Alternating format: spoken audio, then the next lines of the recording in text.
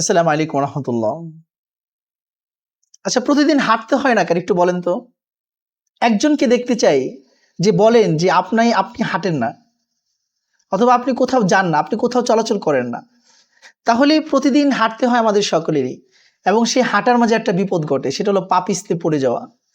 যানবাহনে হোক, গাড়িতে হোক, রাস্তায় হোক, হাটে ঘাটে, মাঠে পথে প্রান্তরে, বাজারে, ঘরে, অফিসে কিংবা দোকানে, যেখানেই হোক না কেন, যখন আমাদের কারো পা পিছলে যায় তখন আমরা কি দোয়া পড়বো? নবীজি কি দোয়া পড়তেন?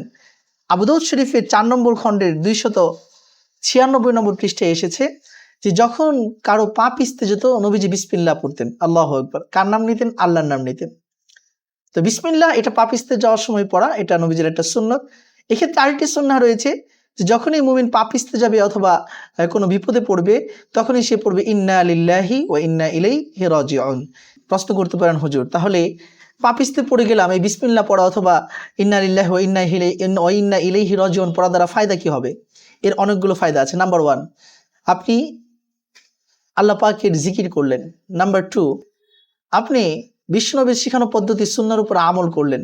নাম্বার 3, আপনার এই বিপদটাও সওয়াবের কারণ এবং আপনার নাজাতের গুনাহ মাফের কারণ হয়ে গেল। কারণ যখন কেউ, হাদিসের মধ্যে আসছে, যখন কেউ রাস্তায় হাঁটতে গিয়ে হালকা কঙ্করের আঘাত খায় কিংবা কাঁটাবিদ্ধ হয়, এই কারণেও আল্লাহ পাক তার গুনাহ মাফ করে দেন। কিন্তু কাদের করবেন?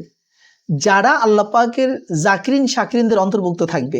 যদি সেই কথা মনে রাখতে পারে, যদি সেই নিয়তটা করতে পারে, এই অনুভূতিটা যদি তার অন্তরে থাকে, তাহলে আমাদের জন্য প্রত্যেকটা বিপদ আসলে বিপদ নয়, আমাদের জন্য প্রত্যেকটা বিপদ আসলে আশীর্বাদ।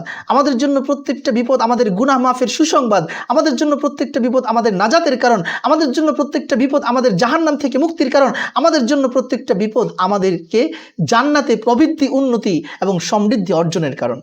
এজন্যই আমি বলতে চাই যে আমরা যখনই কোনো বিপদগ্রস্ত হবো কিংবা পা পিছলে পড়ে যাব, বিসমিল্লাহ পড়বো এবং ইন্না লিল্লাহি ওয়া ইন্না ইলাইহি রাজিউন পড়বো। আসসালামু আলাইকুম ওয়া রাহমাতুল্লাহি ওয়া বারাকাতুহু।